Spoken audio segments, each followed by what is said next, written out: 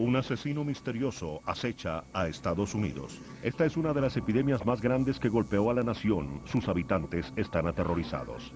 La atención masiva de la prensa dispara los niveles de pánico. ¿Podría ser bioterrorismo o una nueva y letal epidemia de influenza? En una carrera contrarreloj, un decidido grupo de investigadores de enfermedades busca la identidad del asesino. ¿Lograrán rastrearlo antes que ataque de nuevo?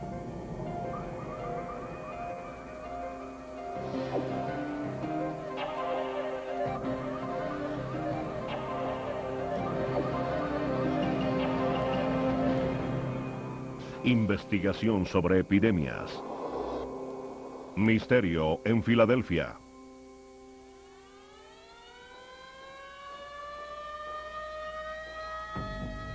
...27 de julio de 1976, Pensilvania. Un paciente agoniza.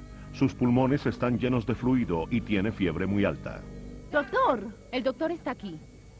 Los médicos sospechan un caso grave de neumonía común, pero están equivocados. No saben que están ante la obra letal de un asesino mortal y anteriormente desconocido. Este es el día 1 de un virus de enfermedad masivo que causará 29 muertes, dejará una importante ciudad estadounidense en un caos financiero y desconcertará a algunos de los mejores científicos del mundo.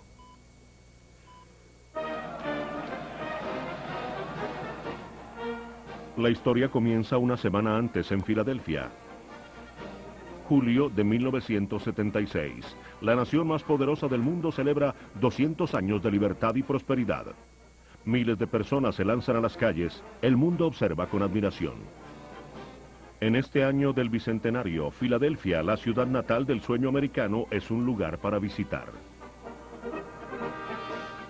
Miles de veteranos llegan para su conferencia anual de la Legión Americana y hay emoción en el ambiente.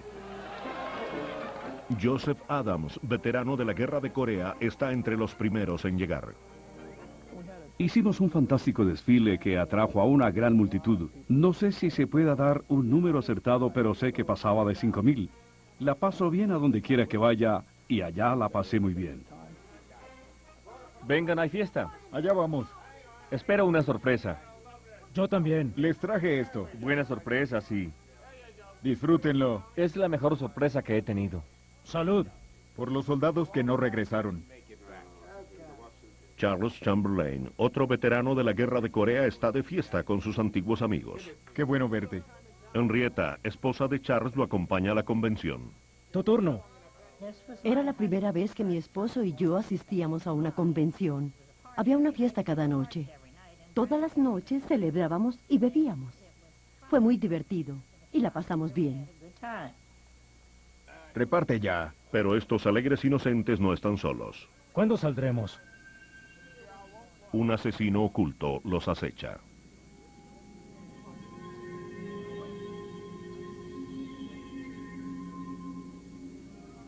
Apúrate, juega. Después de 3 días se termina la fiesta. Charles, Joseph y los demás regresan a casa. Llevan más que buenos recuerdos. Filadelfia es una ciudad hermosa y el hotel es espectacular. Charles y Henrietta están de regreso a Chambersburg, a 250 kilómetros de Filadelfia, distantes de las fiestas de la semana anterior. 2 días después de su regreso, Charles empieza a toser y a sentirse mal. Henrietta cree que se trata de un caso severo de influenza. Su temperatura llegó a 39,5. Yo sabía que tenía que llevarlo a alguna parte, que necesitaba atención médica. Y entonces le dije, irás al hospital, y él contestó, me llevas allá a que me muera. Yo le dije, no, te llevo a que te mejores. 3 días después de llegar de Filadelfia, a Charles lo llevan de urgencia al hospital.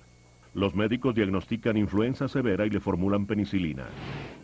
No saben que dentro del cuerpo de Charles, sus órganos empiezan a fallar, sus pulmones se llenan de fluido, haciéndole imposible respirar.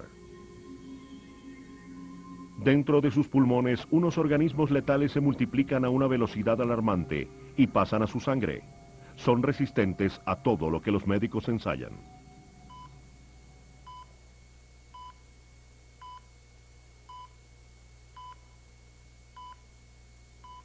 No tenían ningún indicio, no sabían, estaban desconcertados. La situación es crítica. Se enfriaba más y más. Sus manos se enfriaban mucho. ¡Doctor! Dijeron, lo vamos a conectar a un respirador. Está muy mal. Por favor, espérenos afuera. Me salí y a los 10 minutos me dijeron que murió cuando lo conectaban al respirador.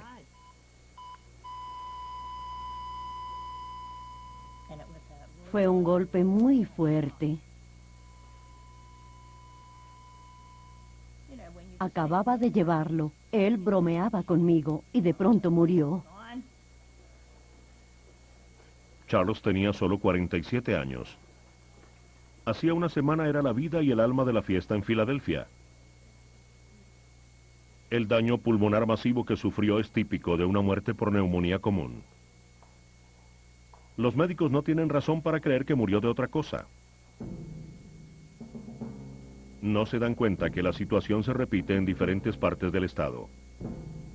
En 2 días, 10 personas más mueren, casi todos soldados que sobrevivieron a las balas de la guerra, para sucumbir en tiempo de paz ante un asesino misterioso. Joseph Adams, oficial de la Legión local, asiste al funeral. Fue terrible. Algunos fueron en 2 lugares diferentes el mismo día. Iba al funeral de uno y a la velación del otro, y después viajaba a otro lugar para estar allá al día siguiente. Tenía una máquina de afeitar de baterías en el auto y me afeitaba entre un funeral y otra velación.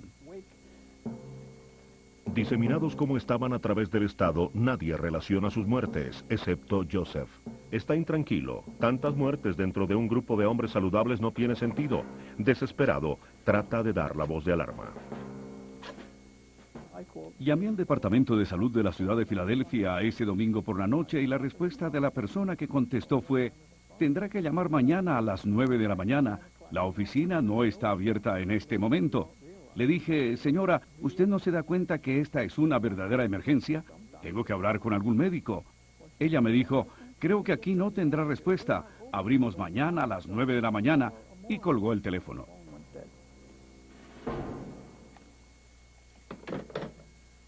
El número de muertes llega a proporciones epidémicas. Sin resignarse a recibir un no por respuesta, Joseph y la Legión siguen llamando a las autoridades. Una de estas llamadas pronto desencadenará una de las investigaciones por epidemia más extensas en la historia estadounidense. Día 1, Atlanta, Georgia, el Centro para el Control de Enfermedades CDC por sus siglas en inglés. Es el Centro para Investigación de Epidemias. Siempre que se presenta una epidemia, su labor es rastrear la fuente de la enfermedad y detener al asesino allí mismo.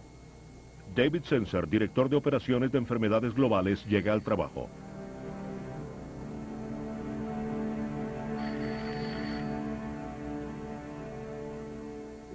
Era lunes 2 de agosto de 1976.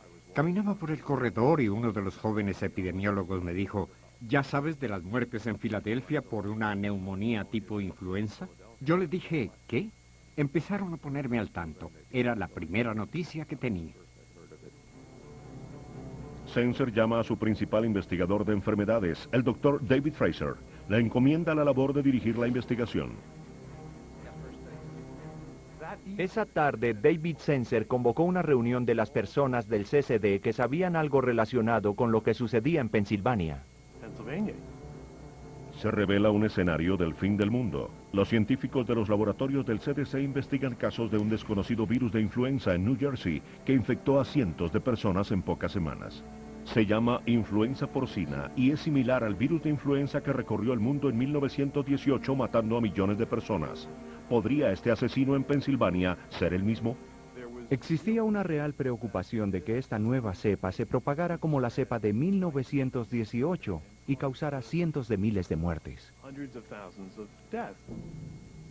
Enfrentando el pensamiento de que está viendo las primeras etapas de una epidemia nacional con 11 muertos y un número desconocido de infectados, el Dr. Fraser inicia su trabajo, pero no estará solo. En los últimos días, una enfermedad misteriosa aparentemente causada por un virus mató a 15 personas. Según las autoridades, hay por lo menos otras 42 hospitalizadas. La noticia llega al reportero investigador Lawrence Allman en Nueva York. Supe de la enfermedad por el centro de noticias del New York Times. Es el virus más extenso que recuerdo. Como médico calificado y antiguo funcionario del CDC, Altman es el reportero apropiado para este trabajo. Tan pronto sabe de la misteriosa enfermedad en Filadelfia, sube a su auto y se dirige hacia allá. En el camino oía las noticias. Repetían continuamente la misma información. Era difícil cambiar de estación y oír algo diferente. Cuando los certificados de defunción llegaron a la sede de la Legión Americana, los oficiales se dieron cuenta de lo que sucedía. No sabía cómo evolucionaría la situación. Asumía que encontrarían la causa en pocos días. Los funcionarios de salubridad no conocen la causa.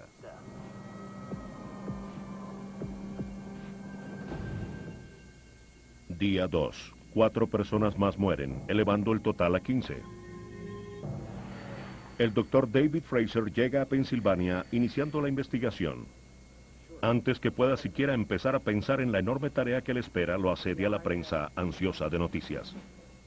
Había tenido experiencias con la prensa en investigaciones anteriores, pero nada como esto. Al comienzo de la investigación tuve a 2 reporteros sobre mi escritorio acosándome con preguntas. ¿Qué era la enfermedad? ¿Cuáles eran los síntomas? ¿Cómo podría tratarse? ¿Cuántos casos había? ¿Cuáles eran los siguientes pasos en la investigación? Y yo ni siquiera sabía aún qué íbamos a hacer. No sé, no puedo decirles nada, al menos hasta que sepa algo definitivo.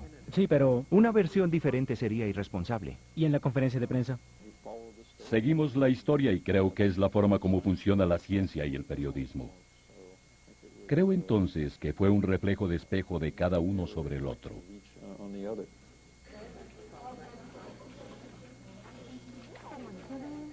Debido a la atención masiva de la prensa, el público entra en pánico. Se establecieron líneas telefónicas para tratar de calmar sus temores. Reciben más de 90 llamadas por hora. Estuve en la convención. No quiero alarmarlo, pero creo que es mejor estar seguro que lamentarse después. No, yo de usted llamaría a mi médico y consultaría con él. La información obtenida en las líneas telefónicas y en los hospitales le da al Dr. Fraser su primera pista importante. Todas las víctimas asistieron a la convención de la Legión en julio en Filadelfia. No sabíamos cuánta gente asistió a la convención. Sabíamos de unos 25 o 30 casos de esta enfermedad, pero no habíamos enviado médicos para que examinaran a los pacientes y nos informaran en forma sistemática cuáles eran sus síntomas, cómo eran sus radiografías, cómo respondían al tratamiento. ¿Pero existe algún otro patrón de la enfermedad además de la convención? El Dr. Fraser necesita respuestas desesperadamente. Redacta un cuestionario para todos los que asistieron a la convención. Sin embargo, tener preguntas es solo parte de la tarea. Las imprentas del Departamento de Salud del Estado se movilizan en un esfuerzo masivo por imprimir miles de formas. El Dr. Fraser espera que este exhaustivo documento sea una herramienta útil en su batalla contra el asesino misterioso. ¿Por qué atacó el asesino aquí? ¿Cómo elige a sus víctimas? Le hace a cada legionario preguntas detalladas de la convención. ¿Usó hielo en la bebida? ¿Estuvo en los ascensores a determinada hora? Y la lista continúa. Fraser descubre con horror que más de 4.000 veteranos y sus esposas asistieron a la convención y se alojaron en por lo menos 4 hoteles diferentes en la ciudad. Resolver este misterio requiere ayuda. Afortunadamente tiene un equipo excelente a su disposición. Los soldados rasos del Centro de Control de Enfermedades son investigadores del Servicio de Inteligencia Epidémico, el ACE por sus siglas en inglés. Estos investigadores de enfermedades son los hombres de Fraser sobre el terreno, sus ojos y oídos. Uno de ellos es el doctor Steve Tucker. Es joven, ambicioso y está ansioso por resolver su primer caso real. Era mi primer día en el trabajo cuando mi supervisor me llamó y me dijo, Steve, tenemos un pequeño problema en Pensilvania y necesitamos que vayas allá. Estaba ansioso por empezar. Tucker es ahora parte del equipo de investigadores de enfermedades más grande asignado alguna vez a una sola epidemia. Día 3. Bien, escuchen, acérquense. Con un equipo a su disposición, el jefe investigador Fraser puede comenzar a recopilar indicios de esta misteriosa enfermedad. Buenos días. El cuestionario será vital en este proceso. Armados con el documento masivo, los funcionarios de ley se reparten por los hospitales del estado y hablan con todas las personas afectadas por la misteriosa enfermedad. Hay espacios en blanco. Quiero que